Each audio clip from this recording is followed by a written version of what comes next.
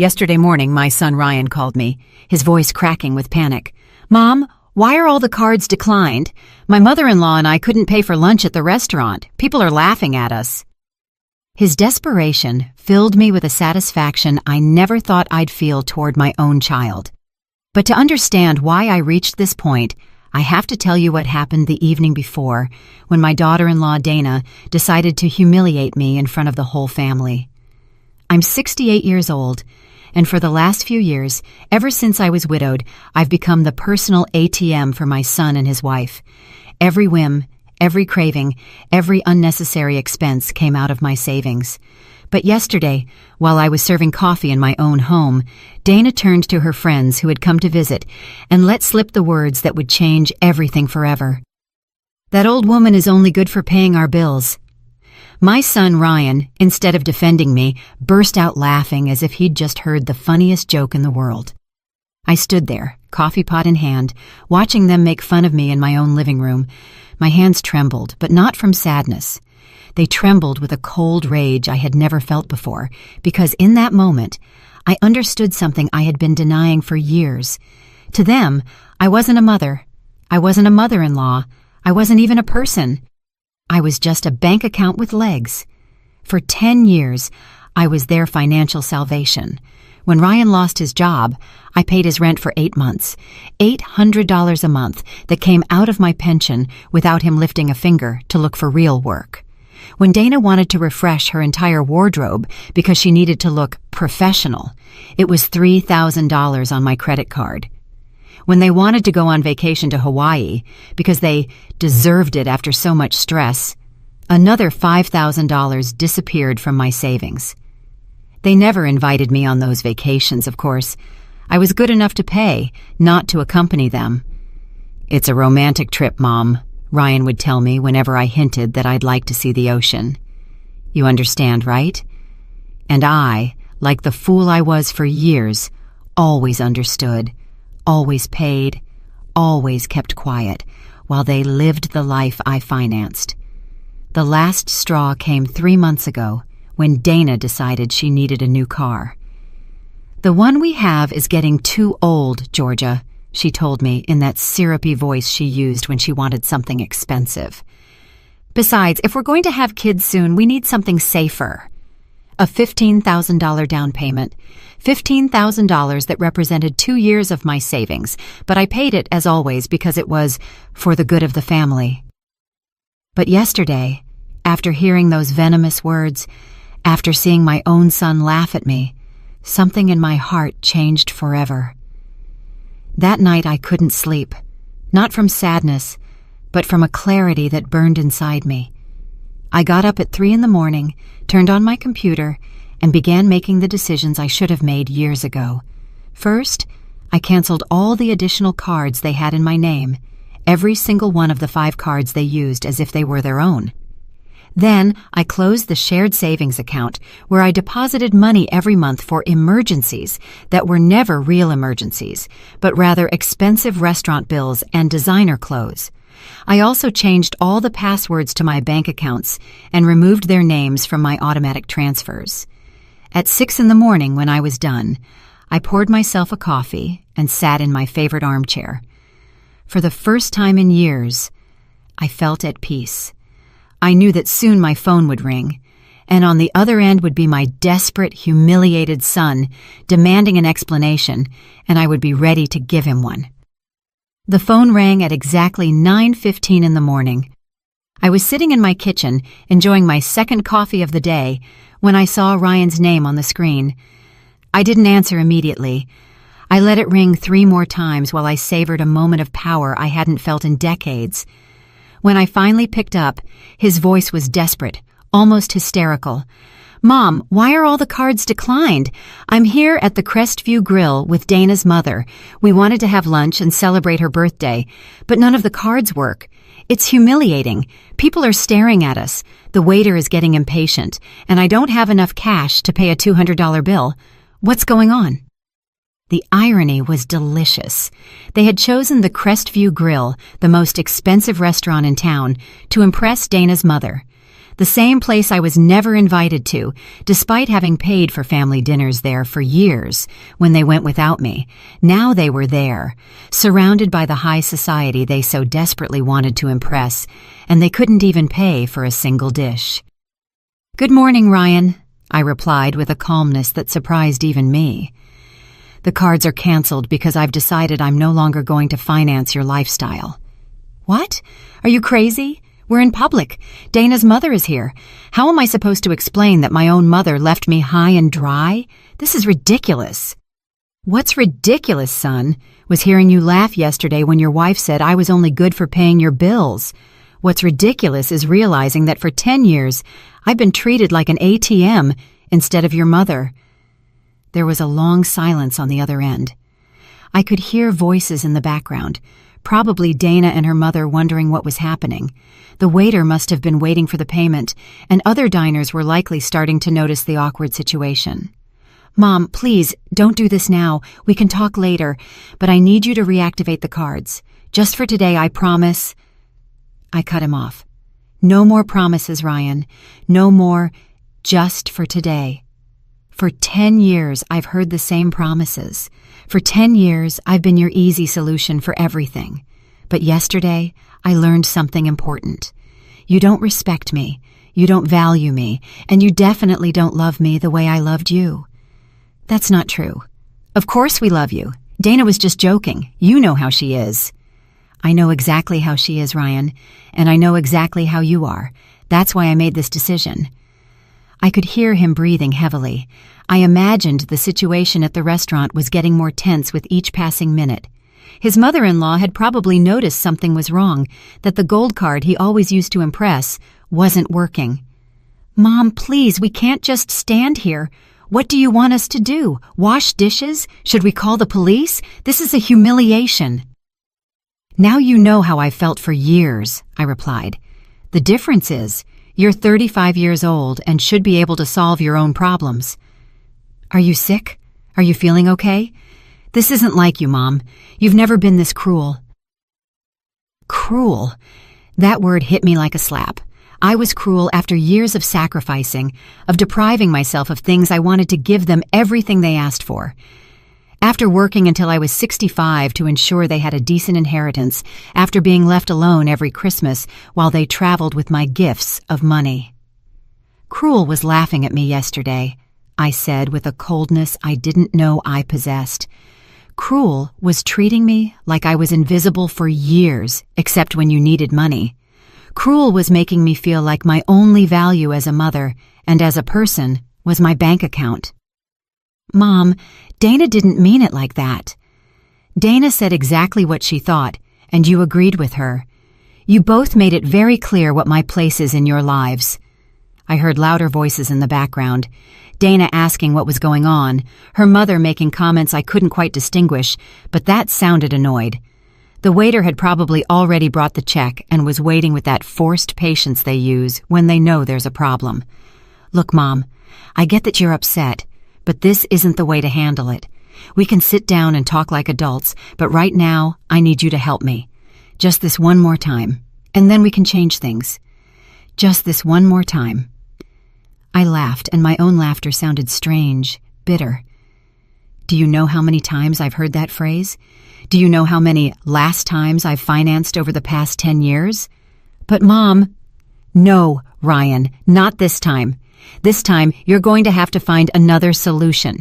You have jobs, you have friends, you have in-laws. Figure it out." "How are we going to explain to Dana's mother that my own mom abandoned us in a restaurant? How am I going to face the people who know us? Everyone is going to be talking about this." And there it was, the naked truth. He wasn't worried about fixing our relationship. He wasn't reflecting on how they had treated me. He only cared about his image, his reputation, what people would think. Just like always. "That's your problem to solve, son. For years, I worried about your image, your comfort, your happiness. Now it's time for me to worry about mine." "You can't do this. You're my mother." "Exactly. I'm your mother, not your employee. I'm your mother, not your personal bank. I'm your mother, not your financial lifeline. And as your mother, I should have taught you years ago how to stand on your own 2 feet. There was another longer silence. This time I could feel his desperation through the phone. He was probably doing mental calculations, thinking about who he could call, how he could get out of this situation without completely losing face. Mom, please. Dana is crying. Her mother is asking what kind of family we are. The waiter has already asked us 3 times if everything is okay. Please have mercy. Mercy. Another word that made me tremble. Where was their mercy when I stayed up late calculating how to pay their expenses on top of my own? Where was their compassion when I deprived myself of buying new clothes so I could give them money for their whims? Mercy is earned over years, Ryan, and you two lost it yesterday. I hung up the phone. My hands were trembling slightly, but not from fear or sadness. They were trembling with adrenaline, with a sense of power I hadn't experienced in decades. For the first time in years, I had put my own needs first. For the first time in years, I had said no. For the next 30 minutes, the phone didn't stop ringing. First, it was Ryan again, then Dana, then a number I didn't recognize, which I assumed belonged to Dana's mother. Every call I rejected gave me more strength, more conviction that I was doing the right thing. I poured another coffee and sat on my patio, enjoying the silence I had missed so much. But the calm didn't last long.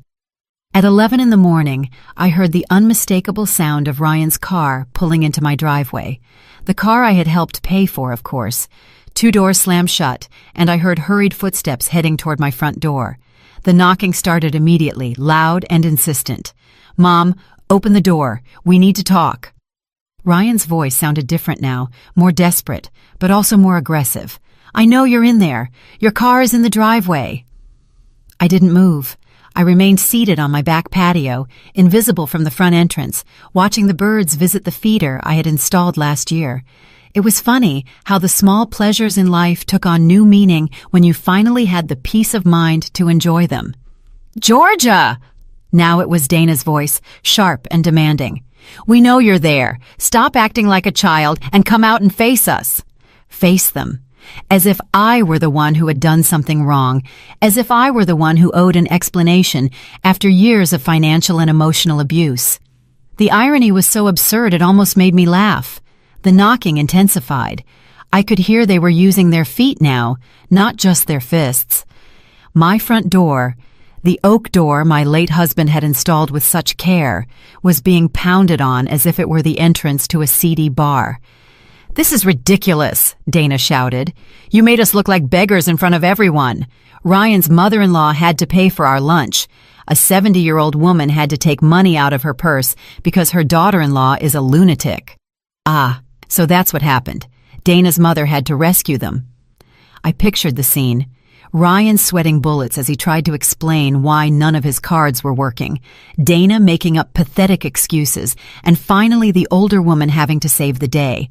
The humiliation must have been exquisite. Mom, please. Ryan sounded on the verge of tears. People are already talking. Everyone at the restaurant was staring at us. Some even took out their phones. This is going to be all over social media. Social media. Of course, that was their biggest concern. Not the fact that they had hurt their mother, not the recognition that they had crossed a line. They only cared about their public image, their reputation in those social circles where they loved to show off the lifestyle I financed. The knocking stopped for a moment, but I could hear their voices arguing in furious whispers. They were probably deciding on their next strategy. I knew Dana well enough to know she had a full arsenal of emotional manipulations, and Ryan had learned well from her over the years. Georgia, Dana's voice changed tone completely. Now it sounded soft, almost sweet. I know you're upset and you have every right to be. Maybe what I said yesterday sounded bad, but you know I didn't mean it. I was just joking with my friends. You know how we women are when we get together. Sometimes we say things without thinking. It was fascinating to hear how she could change her personality in seconds. From the furious woman who had been screaming and kicking my door, she had now transformed into the understanding daughter-in-law who had only made a small communication error. Mom, now it was Ryan who had adopted the gentle tone. I understand we hurt you. Dana explained to me what happened yesterday, and you're right to be upset. But declining the cards doesn't solve anything. It just makes things worse for everyone. For everyone. Not for me, of course. For them, for their comfort, for their lifestyle. My emotional well-being was still not part of the equation. Please, Mom, we can fix this. We can change things. Ryan's voice broke slightly. But I need you to reactivate the cards today. I have bills due. The car insurance is due tomorrow, and Dana has doctor's appointments this week. We can't just be left without money out of the blue. Without money? As if it were their money, as if I were responsible for their insurance, their medical appointments, their expenses as independent adults. In that moment, I understood with crystal clarity that they truly didn't see the difference between my money and theirs. In their minds, my savings were a family resource, not the result of decades of work and sacrifice from a woman who had already paid her dues in life. Georgia, please think about what you're doing. Dana had switched strategies again. Now her voice sounded concerned, almost motherly. What will people think if they find out you cut off your own son? What will they say at church? What will the family think? The church, the family. It was always the same with her, using my reputation, my relationships, my image as emotional leverage. As if my worth as a person depended on what others thought. As if my dignity was less important than the opinion of people who probably didn't even know how they treated me in the privacy of our home. Look, Mom. Ryan had adopted a more serious, more adult tone now. I understand you want us to change some things. We can talk about boundaries, about how to better manage the family finances. But this isn't the way. This is emotional manipulation. Emotional manipulation. The words echoed in my head like a slap. I was being emotionally manipulative after years of subtle blackmail, of being made to feel guilty every time I hesitated to give them money, of them using my motherly love to empty my bank account. The projection was so obvious it almost made me laugh. The knocking started again, but now more spaced out, less aggressive. They were realizing that the brute force strategy wasn't working. I could hear them move away from the door, probably walking around the house to see if they could spot me through a window. "Georgia!" Dana yelled from what sounded like my side window. "We saw your shadow. We know you're in there. Stop hiding like a coward." Coward. There was the real Dana again, the one who emerged when the sweet manipulations failed, the woman who had called me that old woman the day before, who had turned my generosity into a reason for mockery, who had trained my son to see me as a resource instead of a person. I got up from my chair and walked slowly to the window from where she had shouted. I pulled back the curtain just enough for her to see me, and our eyes met through the glass. Her expression immediately changed from fury to relief, and then to that fake smile I knew so well. "There you are," she exclaimed, as if she had just found a lost child. "Come on, let's open the door and talk like a family." I looked her directly in the eyes for a long moment, feeling a strange calm. Then, very slowly, I closed the curtain again. I heard her shriek of frustration, followed by more pounding on the window, but this time I didn't flinch. I went back to my patio and sat down again. The phone immediately started ringing, but I silenced it. For the first time in years, my home was truly my own. The shouting and banging continued for another hour, but they gradually lost intensity. From my back patio, I could hear fragments of their frustrated conversations, their desperate plans to make me change my mind. Dana suggested calling a locksmith to force the door open, but Ryan reminded her that would be breaking and entering.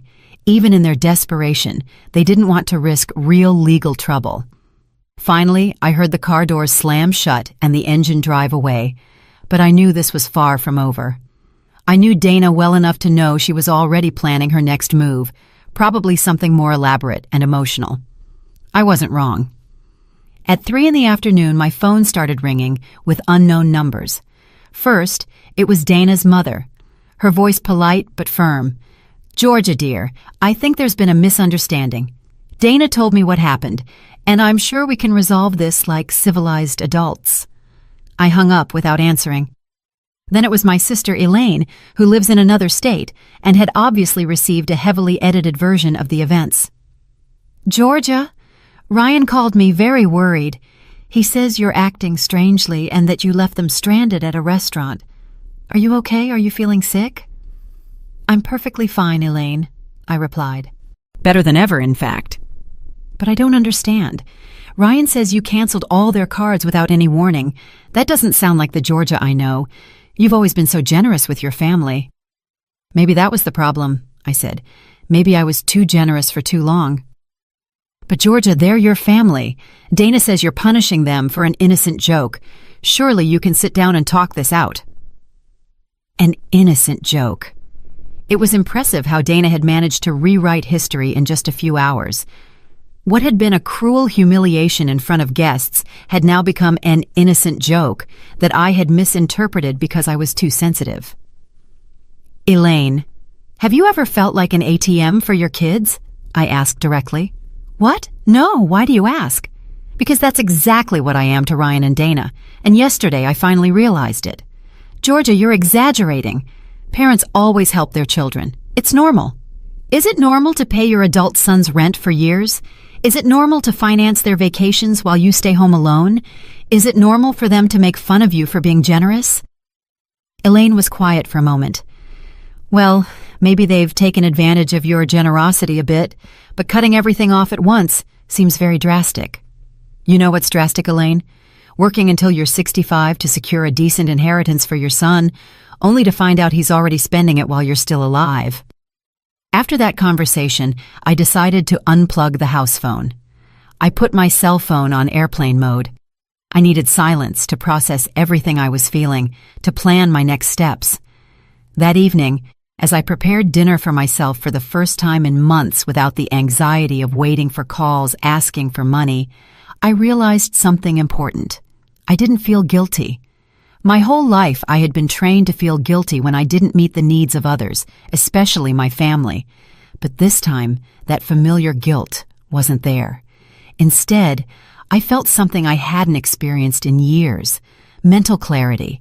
It was as if I had been living in an emotional fog and could finally see clearly. Every decision I had made in the last 10 years flashed through my mind like a movie, and I could see patterns I hadn't wanted to acknowledge before. The cycle was always the same. Ryan or Dana would approach me with a temporary financial problem. I would initially resist.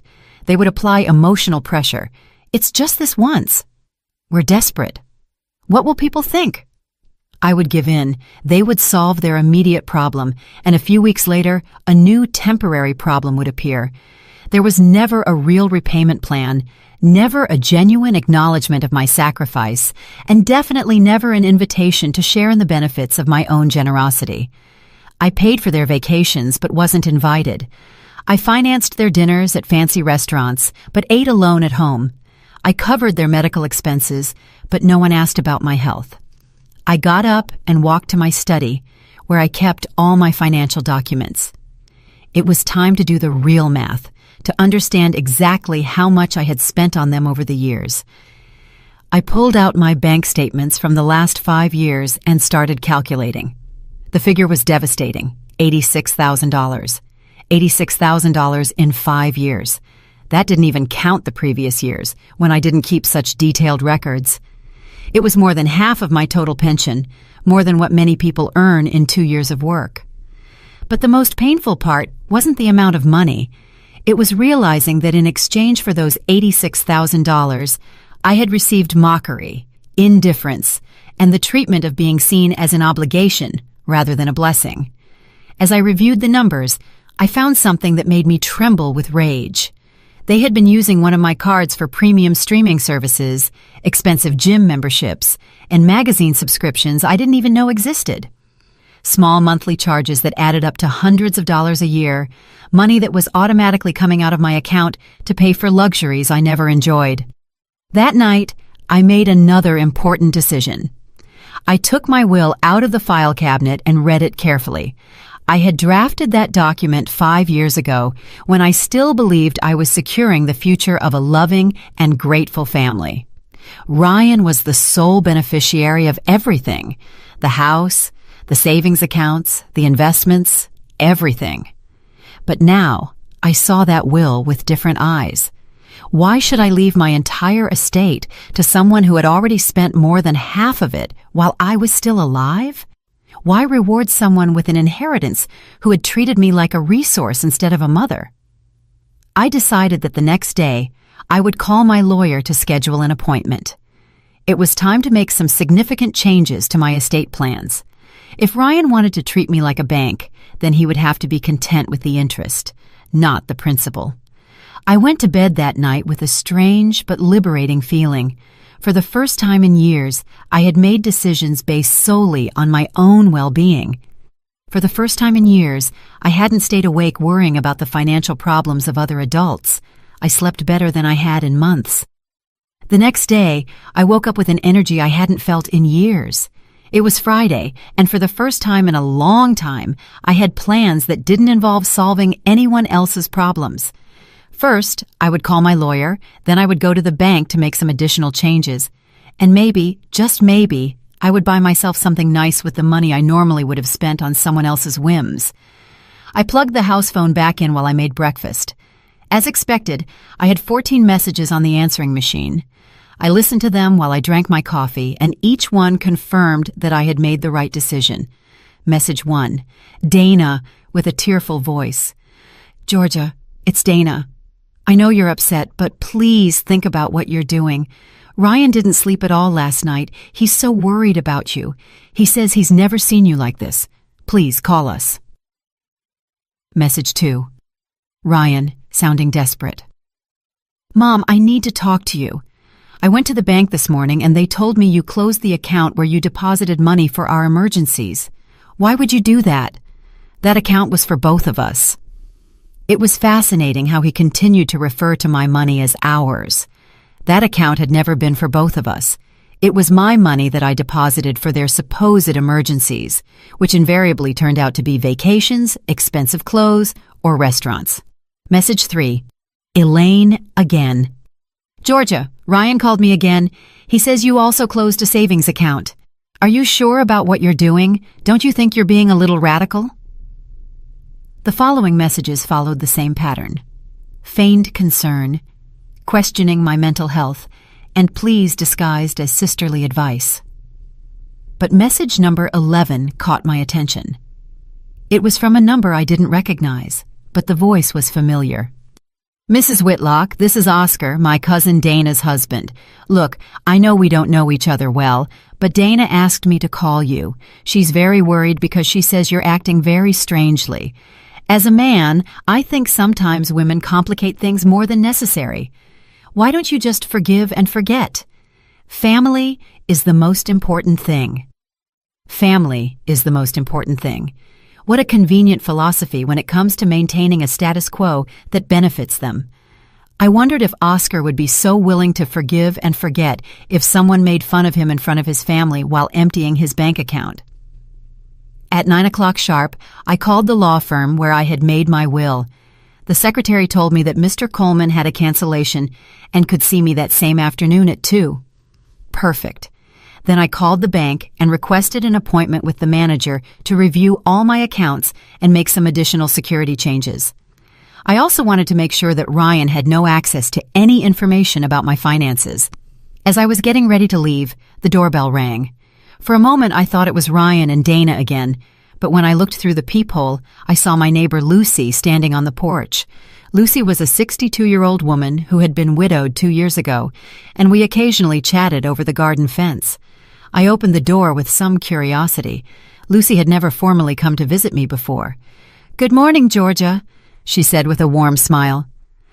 "I hope I'm not bothering you, but I heard a lot of noise and shouting yesterday, and I wanted to make sure you were okay." I invited her in and served her coffee. It was refreshing to have someone in my house who wasn't there to ask for money or manipulate me emotionally. "Is everything all right?" she asked with genuine concern. "Yesterday I saw your son and his wife were here for hours, shouting and banging on the door. I was about to call the police." I told her the whole story, not the intimate details, but enough for her to understand the situation. Lucy listened without interrupting, occasionally nodding with expressions of understanding. "Georgia," she said when I finished, "I have to confess something. For years, I've watched how they treat you when they come to visit. I've seen them arrive in new cars, dressed in expensive clothes, talking on the latest phones. Meanwhile, you're still driving the same car from 10 years ago and shopping at discount stores." Her words hit me because it was external confirmation of something I had been denying internally. Others could see the obvious that I had refused to acknowledge. "But what has struck me the most," Lucy continued, "is that I've never seen them do anything for you. I've never seen them help you with your groceries, fix something in your house, or simply visit you without it being to ask for something." "Is it that obvious?" I asked, feeling a mix of shame and relief. "To someone looking from the outside, yes, but I understand why you couldn't see it. When you're a mother, you always want to believe the best of your children." Lucy stayed for another hour, and our conversation was the most honest and liberating one I'd had in months. She told me about her own experiences with adult children who expected her to solve all their problems and how she had learned to set boundaries after being widowed.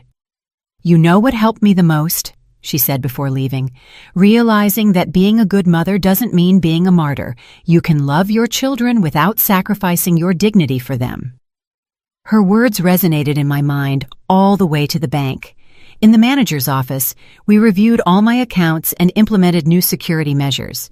I changed all the passwords, added two-factor authentication, and made sure that only I had access to any financial information.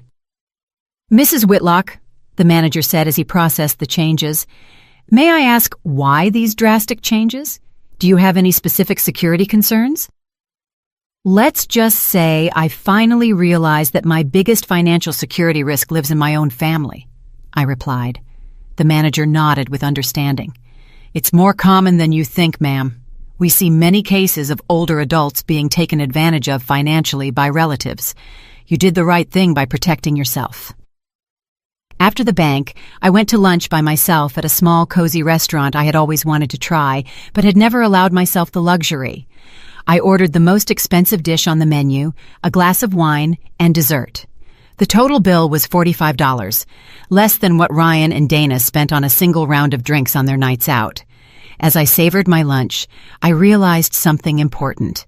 It had been years since I had enjoyed a meal without the constant anxiety of calculating how much it was costing me, how much I might need to set aside for Ryan's next emergency, or whether I could afford this small personal pleasure. For the first time in years, I was eating with true appetite and enjoyment. The appointment with Mr. Coleman, the lawyer, was revealing in ways I hadn't anticipated. When I explained the situation and my desire to change my will, he showed no surprise at all. In fact, he told me that cases like mine were more frequent than I imagined. "Mrs. Whitlock," he said as he reviewed my current will, "I see we drafted this document 5 years ago. At that time, you designated your entire estate to your son, Ryan. Are you sure you want to make significant changes?" "Completely sure," I replied. Over these 5 years, I've seen my son's true character. He has shown that he doesn't value my generosity, and frankly, he has already spent more than half of his inheritance while I'm still alive.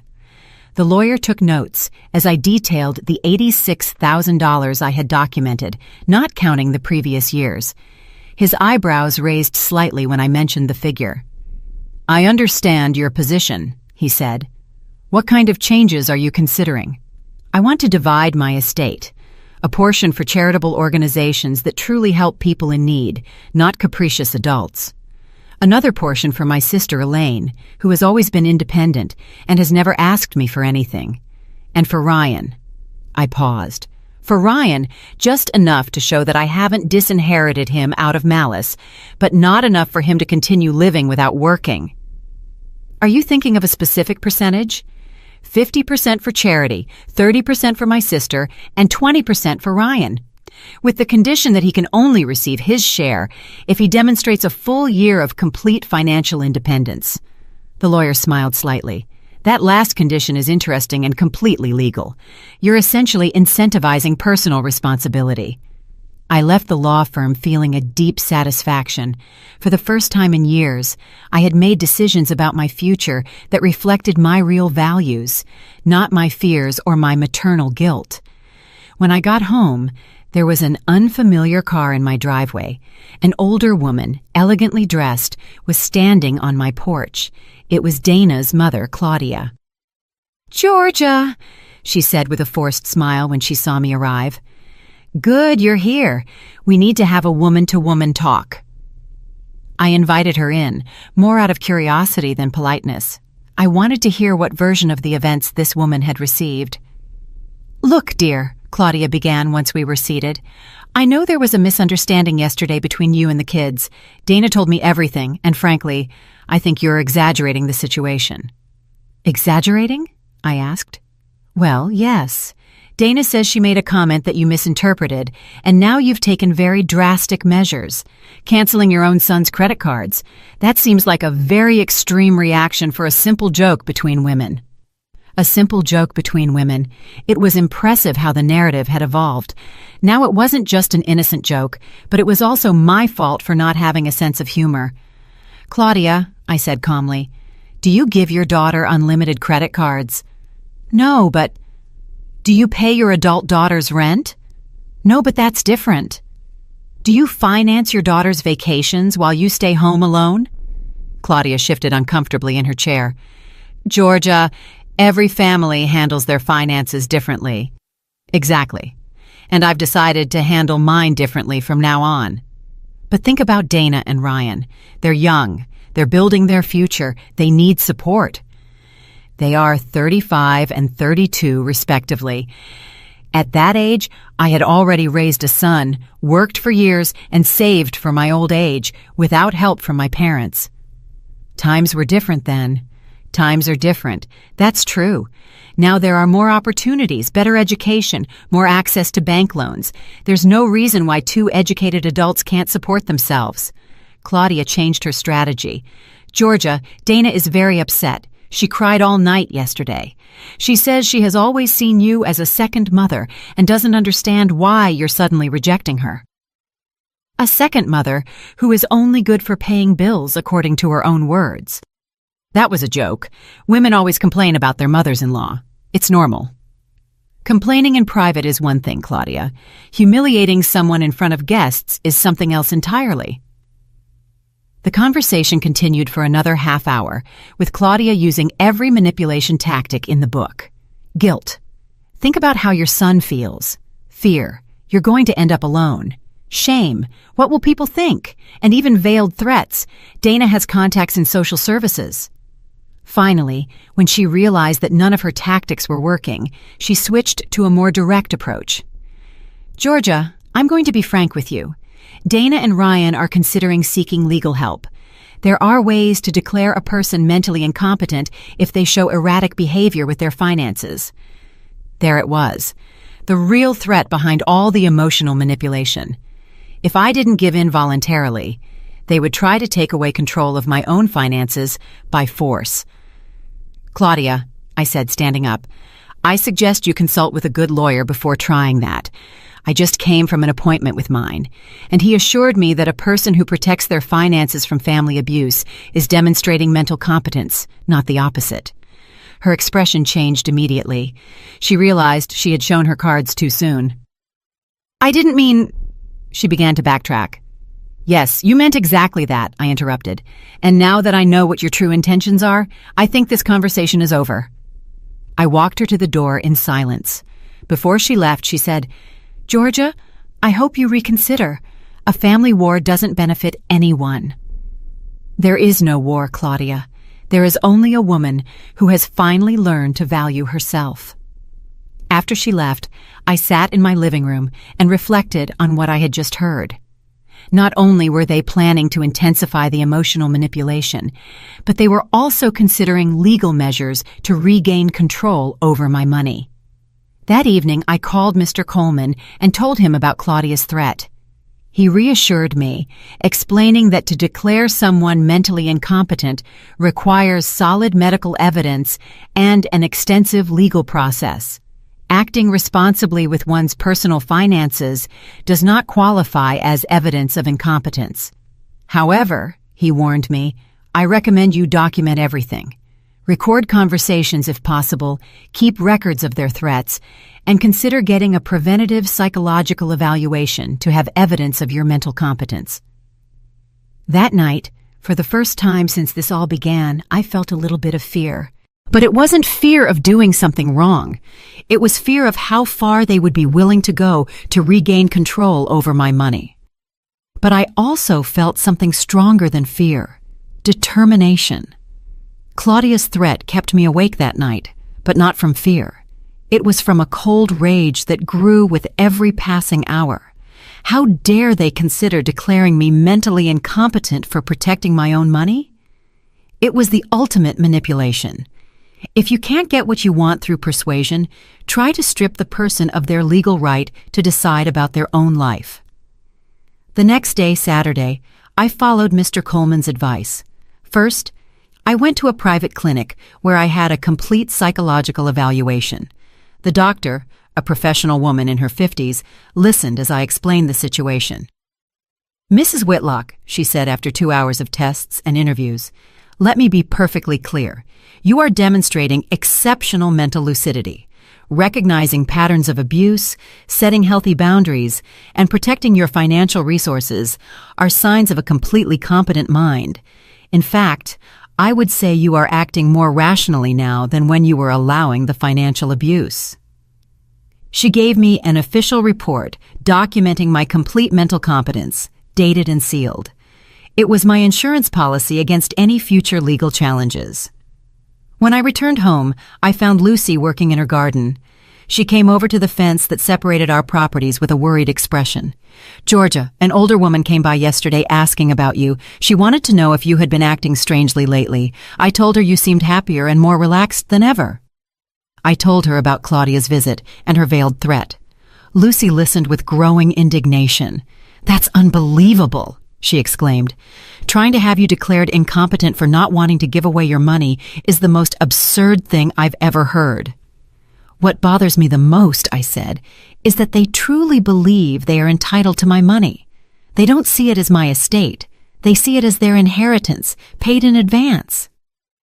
"You know what you need?" Lucy said with a mischievous smile. "You need to get out and enjoy your freedom. When was the last time you did something just because you wanted to?" She was right. I had spent so many years living according to the needs and demands of others that I had forgotten what it felt like to do something simply for personal pleasure.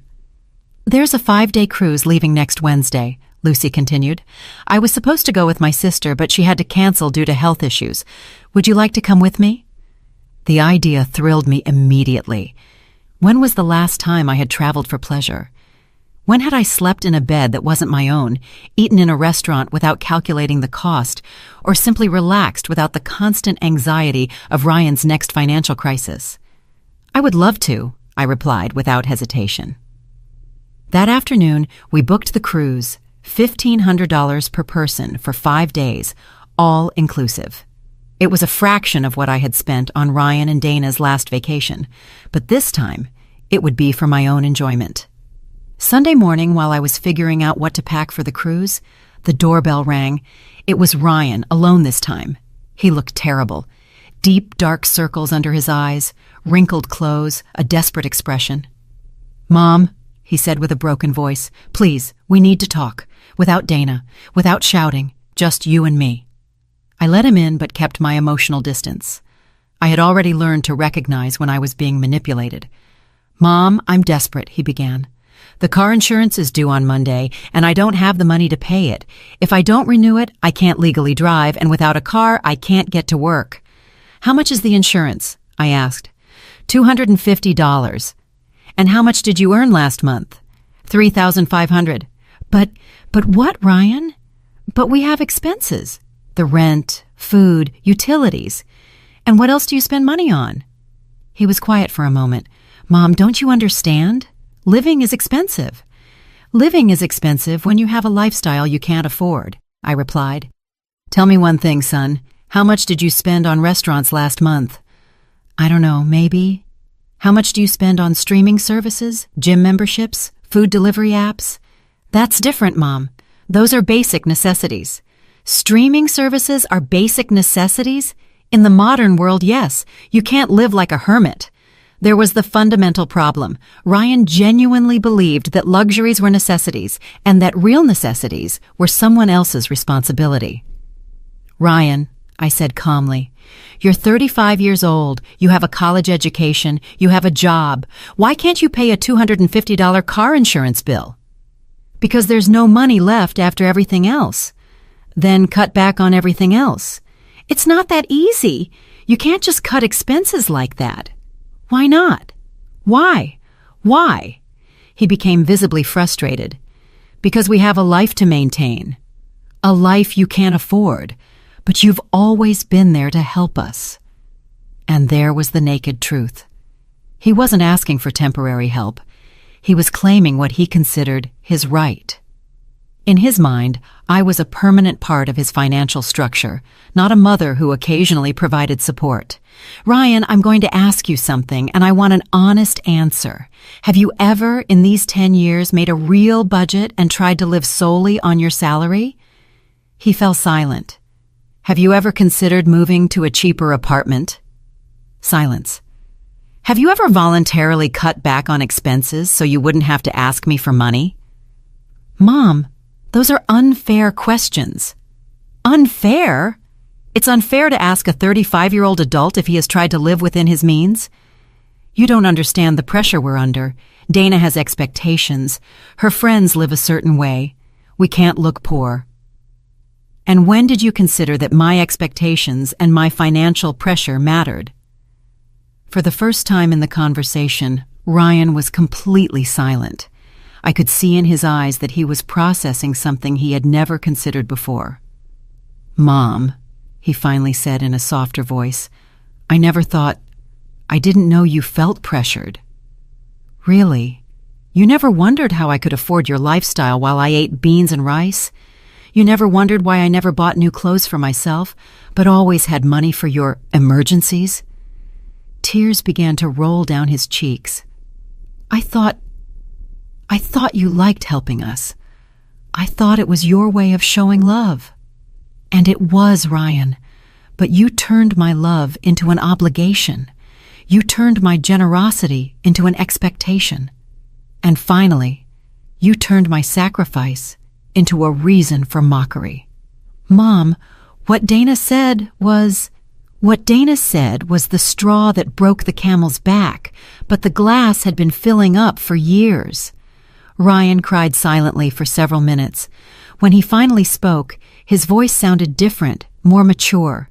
What can I do to fix this? You can start by paying for your own car insurance. Ryan sat in my living room for almost an hour after our conversation. We didn't talk much more, but I could see that something had changed in his expression. For the first time in years, he seemed to be truly reflecting on his behavior instead of just looking for ways to get what he wanted. When he finally left, he said, Mom, I'm going to find a way to pay for the insurance, and we're going to have a serious talk about our expenses. I didn't completely believe him, but at least it sounded like a first step toward maturity. On Monday morning, as I was packing for my cruise on Wednesday, I received an unexpected call. It was Dana, but her tone was completely different from the one she had used in the previous days. Georgia, she said in a calm voice, I know things have been tense between us. Could we meet for coffee? Without Ryan, without drama, just the two of us. I agreed, more out of curiosity than any hope of reconciliation. We met at a small coffee shop near the mall. Dana arrived dressed more simply than usual, without the expensive jewelry and designer clothes she normally wore. She looked tired, but also more humble. Georgia, she began after we ordered our coffees, I want to sincerely apologize for what I said last week. It was cruel, disrespectful, and completely inappropriate. What made you change your mind? I asked directly. Honestly, the humiliation at the restaurant, but not just that. These past few days, I've had to face the reality of our finances without your support, and I realized something terrifying. What was that? that we have no idea how to live within our means. We've been living for years as if we were rich because you financed the difference between our income and our expenses. It was the first time I had heard Dana offer an honest reflection on her financial situation. Yesterday, she continued, Ryan and I sat down and made a real budget, just with our salaries, without any outside help. Do you know what we discovered? Tell me. That we spend almost double what we earn. Double, Georgia. Not just a little more, but double. And you always covered the difference. And what are you going to do now? We're going to have to make drastic changes. The apartment where we live costs $1,200 a month. With our combined salaries, we should be paying $800 at most. We're going to have to move. And is Ryan on board with that? He resisted at first, but when he saw the numbers on paper, he had no choice. We're also going to have to cancel memberships, services, and completely change the way we socialize. Dana paused to take a sip of her coffee. Georgia, I want to ask you something, and please be honest with me. When did you start to resent our financial dependence? The question surprised me with its directness. I think the resentment grew gradually, but it crystallized when I realized that you not only expected my help, but took it for granted. When was that? When you stopped asking me for money and just started using it. When the additional cards became a normal thing. When my savings became your automatic emergency fund. Dana nodded with a look of shame. You're right. At some point, we stopped seeing you as a person who was helping us and started seeing you as a resource. Exactly. Is there any way we can rebuild our relationship? Dana asked me. I'm going to be completely honest with you. The relationship we had before is gone. That relationship was based on an unsustainable dynamic where I gave and you took. If we want to build something new, it has to be on completely different foundations. What kind of foundations?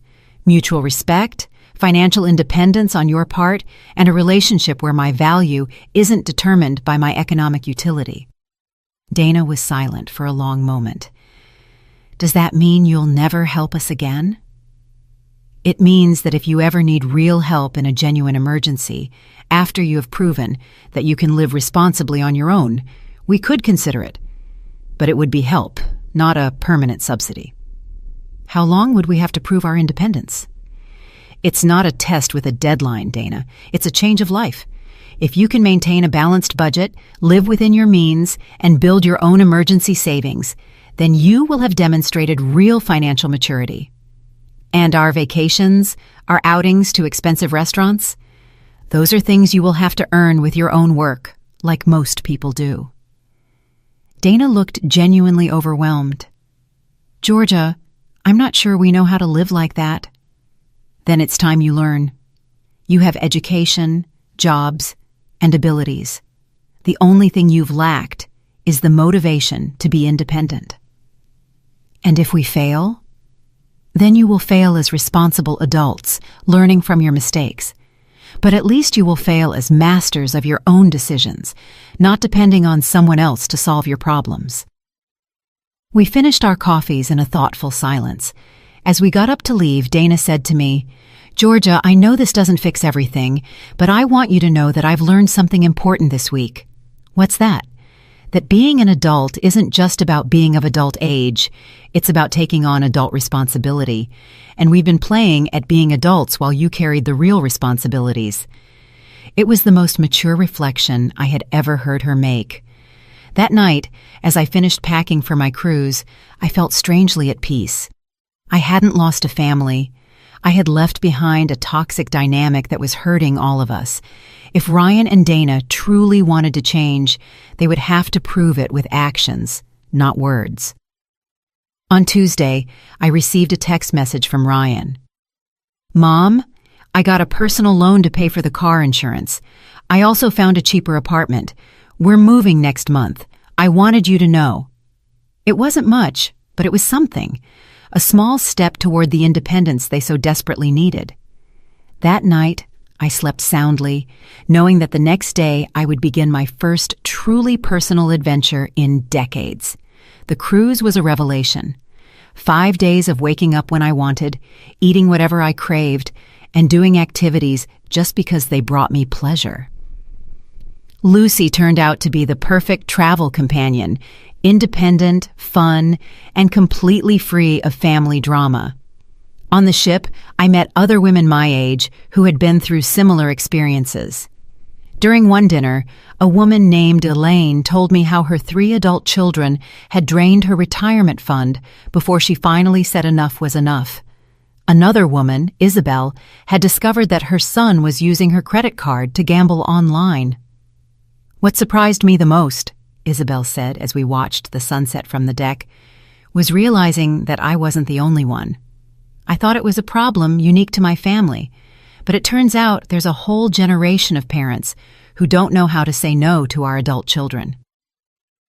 When I returned home on Sunday, I felt renewed. 5 days without a single call asking for money, without financial anxiety, without the constant burden of solving other people's problems. It was like remembering who I was before I became the family bank.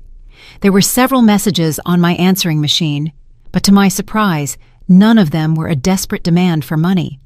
Ryan had called twice simply to see if I had arrived home safely from the trip. Dana had left a short message. "I hope you enjoyed your cruise.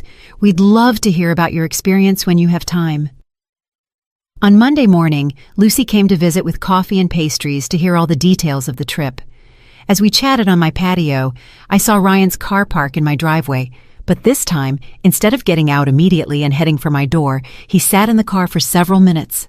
When he finally rang the doorbell, his expression was different. He seemed nervous, but also more mature somehow. "Mom," he said when I opened the door, "I know you just got back from your trip, but could we talk for a moment?" I invited him in. Lucy discreetly excused herself and went back to her house. "Mom, I wanted to tell you what we've been doing this week," Ryan began. "Dana and I moved into a smaller apartment. We're paying $400 less in rent per month." "How do you feel about the change?" "Honestly, it was tough at first. The apartment is smaller, it's in a less fancy neighborhood, but after a few days, I realized something important." "What was that?" "That I can sleep peacefully knowing that we're paying for everything with our own money. I don't have that constant anxiety of not knowing how we're going to cover next month's expenses." It was the first time I had heard Ryan talk about financial anxiety from his perspective. It had never occurred to me that he might have also been stressed by the unsustainability of his lifestyle. We also canceled the expensive gym memberships and signed up for a basic one that costs a fifth of the price, he continued, and Dana found a part-time job on weekends to generate extra income. "Dana is working more?" "Yes, and it was her idea. She says she wants to contribute more actively to our finances instead of just managing money that comes from other places." I was surprised to hear that Dana had taken that initiative. "Mom, I also wanted to apologize formally, not just for what happened 2 weeks ago, but for all these years. I never realized I was treating you like an ATM instead of my mother." "What made you realize it?" "When we had to make our first real budget, I realized I had no idea how much it really cost to live. My entire adult life, I had been living beyond my means because you covered the difference." Ryan paused and looked me directly in the eyes. "Mom, I want you to know that these last few days have been the first in years where I truly feel like an adult, making my own decisions, solving my own problems, being responsible for my own consequences." "And how does that feel?" "Terrifying, but also liberating. I didn't know how much weight I was carrying until I got rid of it." "Weight?" "The weight of knowing deep down that I wasn't truly independent. The weight of knowing I was living a financial lie. The weight of knowing that my lifestyle depended on exploiting my mother's generosity." Those words hit me deeply. For years, I had thought I was the only one suffering in that dynamic. But it turned out that Ryan had also been carrying guilt and anxiety. "Mom, I know I have no right to ask you for anything after everything that's happened, but there's something I'd like to ask you." "Tell me." "Do you think we can ever have a normal relationship? A relationship where I'm your son who visits you because he loves you, not because he needs something?" The question moved me because it implied that he understood the difference. "Ryan, that relationship can start today if you want it to. I've always wanted to have a son who visits me because he cares about me, not because I'm useful. So, would you like it if Dana and I came for lunch on Sunday? We'll bring the food, we'll cook, and we'll just spend time together. I would love that. After Ryan left, I sat in my living room reflecting on everything that had changed in 2 weeks. I had lost my role as my family's financial savior, but I had gained something more valuable: my self-respect and the possibility of a genuine relationship with my son. That night, I called Mr. Coleman to ask about modifying my will again. After the conversation with Ryan, I wanted to consider a different approach. Instead of punishing him permanently, I decided to create a will that rewarded maturity demonstrated over time. As Whitlock, the lawyer said, "You're thinking of a tiered will based on behavior." Exactly. If Ryan demonstrates real financial independence for 2 consecutive years, he could receive a larger portion. If he continues that pattern for 5 years, another larger portion. But if he falls back into his old habits, we revert to the original plan. It's an intelligent structure. It incentivizes long-term personal growth. As I hung up the phone, I realized that for the first time in years, I was planning my future based on hope instead of fear. Hope that my son had truly learned and grown. Hope that our relationship could heal. Hope that my final years would be lived with dignity and respect. I went out to my patio and looked at the stars. In the distance, I heard the sound of the fountain I had installed in my garden last year, a small luxury I had allowed myself only after years of doubting whether I deserved to spend that money on myself. Now I knew the answer. I had always deserved to treat myself with the same generosity I had shown to others. It had taken me 68 years to learn that lesson, but I had finally learned it, and I would never forget it again. If you enjoyed my story, you can support me by sending a super thanks so I can write more stories like this. Thanks a lot in advance. What about you? What would you do in this person's shoes? I'd really love to hear your thoughts, so drop them in the comments. I'm always curious to know what you think. Oh, and let me know where you've heard this story. If you want to hear more life stories like this, like the video and subscribe to my channel. There are many more waiting for you. Big hugs, and see you next time.